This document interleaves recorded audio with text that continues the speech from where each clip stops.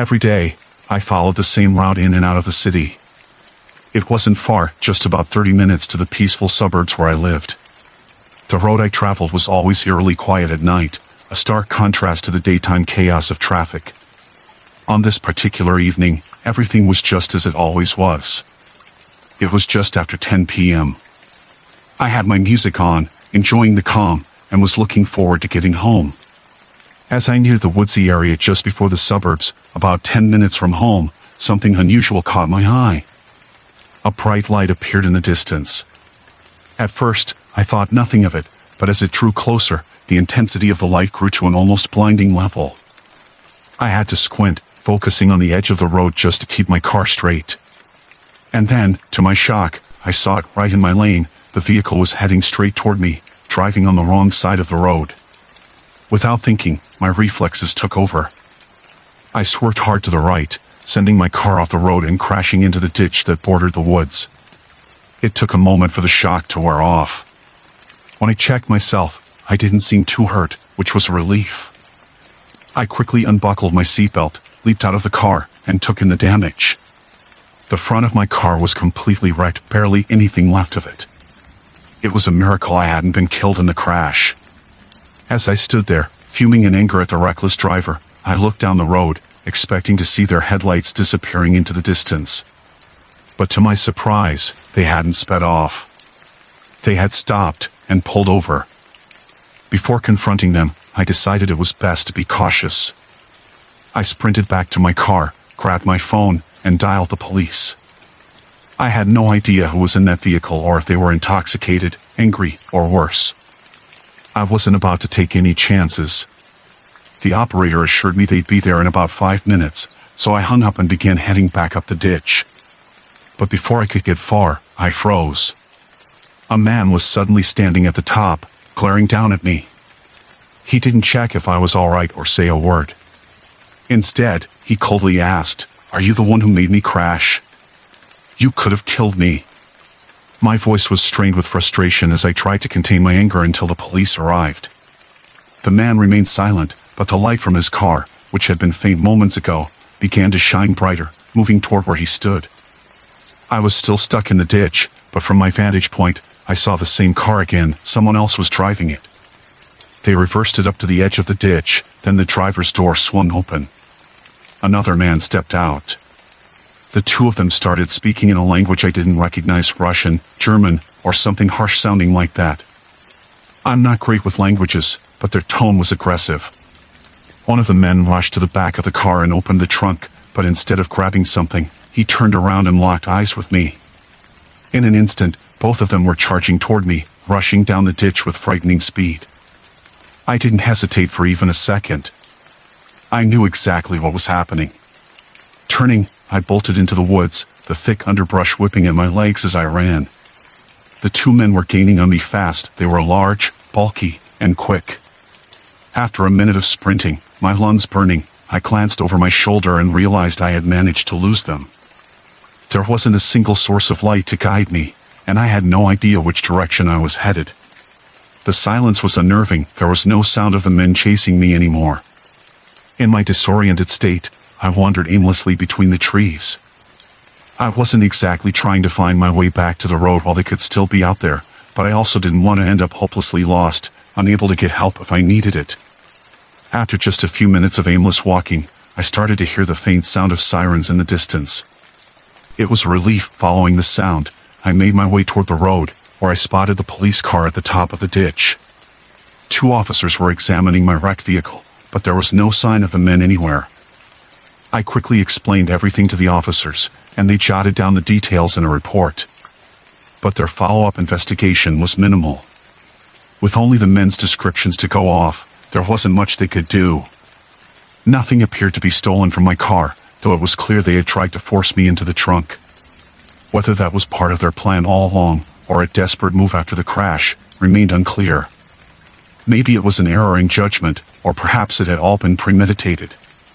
Now, to be upfront, I'm not exactly a seasoned driver. I hardly ever drive long distances. Usually, it's only short trips of 30 minutes or so. But my job required me to make a 10-hour drive, from my small hometown of Brawley all the way up to San Francisco, where the company's main office was. I had been with the company for less than 6 months, working remotely, so this was my first time making such a long journey. Unfortunately, my route didn't take me along the scenic California coastal highway. Instead, I was forced to take a less traveled route, cutting across the opposite side of the state. This road weaved through empty deserts and small, almost forgotten towns.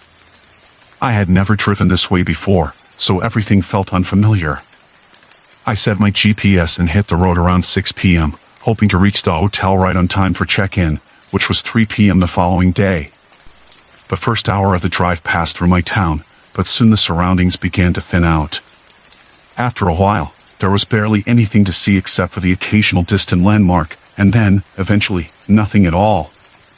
The emptiness of it all was unsettling, and I realized I hadn't encountered another car for what felt like ages. About 3 hours in, I passed a gas station, which reminded me to check on my fuel. Glancing at the gauge, I realized with a shock that my tank was dangerously low, closer to empty than I had thought. Hours of mindlessly driving through the desolate road had made me lose track. I told myself it would be fine until I reached the next gas station. So, for the next 20 minutes, I kept my eyes peeled for any signs of an exit, but with each mile that passed, my anxiety grew. The dread started to settle in. I had been foolish, letting the fuel run so low, especially out here in the middle of nowhere. Then, just as I felt the car's engine sputter and jerk beneath me, a wave of panic hit. I knew it was getting critical. I feared the car might stall any second. But then, in the distance, I saw headlights flashing in the dark, positioned on the side of the road. At first, I thought it might be a police car monitoring the highway. With no other option, I veered onto the shoulder and parked a little behind it, hoping for some assistance. I was really hoping they had a spare gas canister I could use. Stepping out of my car, I began walking toward theirs. From a distance, the vehicle looked like a police car. It had a spotlight next to the driver's side mirror and a light bar on the roof.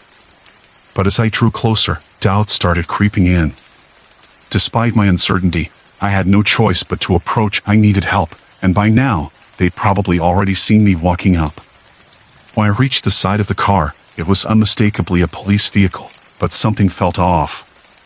It wasn't an active patrol car. It looked like one that had been decommissioned, with the police decals and markings removed. I peered inside, expecting to see someone, but the seat was empty. Still, it didn't look abandoned. The interior was surprisingly neat, and there was even a grocery bag on the passenger seat, packed with what seemed like food and snacks. But something about the whole scene didn't sit right with me. I glanced out at the vast desert surrounding us. The night was eerily quiet, the only signs of life being a few sparse, scraggly cacti. That's when I spotted movement in the distance. Someone too far from the road to make out details was out there, moving around. I couldn't tell what they were doing, but it was definitely a person, and that made my stomach churn. Realizing this situation wasn't going the way I had imagined, I decided to retreat to my car and try calling 911 or maybe roadside assistance. But just as I turned to leave, the figure halted, as if they had noticed me and were now watching. I froze. My heart pounded as I tried to figure out my next move. Then, without warning, the person started sprinting toward the road. I didn't hesitate for a second. I bolted back to my car. The man must have been running at full speed, because by the time I reached the driver's side, he was right on my heels. As my headlights illuminated them, I could make out their face more clearly. They had short, black hair and a black beard, but what really stood out was how their body was caked in dirt and sand from their shoes all the way up to their face. It was hard to read their expression, but he stood there, frozen, almost like a deer caught in headlights, waiting for me to either drive off or get out of the car. Fear gripped me so tightly that I couldn't bring myself to start the engine. If I turned the car on and he heard it, he'd know I was stuck.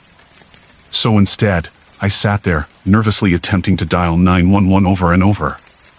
But by the time I finally managed to get through, the man had already climbed into his car and, with no headlights on, drove off into the darkness. He disappeared down the road as if he hadn't been there at all. When the officer finally arrived, he topped up my tank with just enough gas to get me going. I told him about the man, about his suspicious behavior and how he'd been wandering around the desert. But the officer barely seemed to care. He brushed it off, making a half-hearted joke about burying a body out there like it was some casual comment. I was too rattled to argue or push for any further investigation, so I just kept quiet and continued my drive. That night feels like it happened so long ago, but I can't stop thinking about it, about the man's strange presence in the desert, and just how close I came to uncovering something far darker than I could have imagined. My name's John. I'm 23, and I work at a 24/7 bar in my small town. Our place is known for its pizza and drinks, but beyond that, we don't offer much else. Still, for some reason, people seem to keep coming back.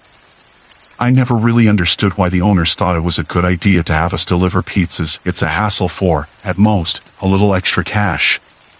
But since delivery orders are pretty rare, I was always the only driver working the 10 p.m. to 6 a.m. shift. This particular night, the bar was unusually crowded. Large groups filled the tables, and with deliveries being slow, I ended up helping out by waiting on some of them. A few deliveries came in, maybe one every hour or so.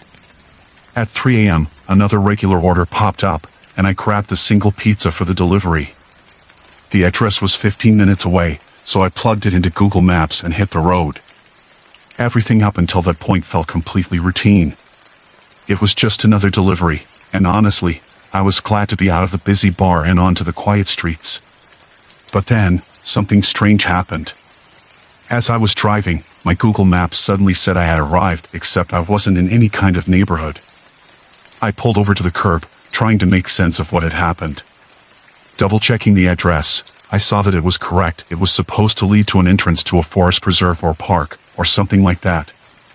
The odd part was, there were no houses around, nothing that would suggest a mix-up. I called the customer's number, and it rang for only a second before someone answered. "Hey, this is John," I said. "I'm trying to deliver your pizza, but it looks like you gave us the wrong address."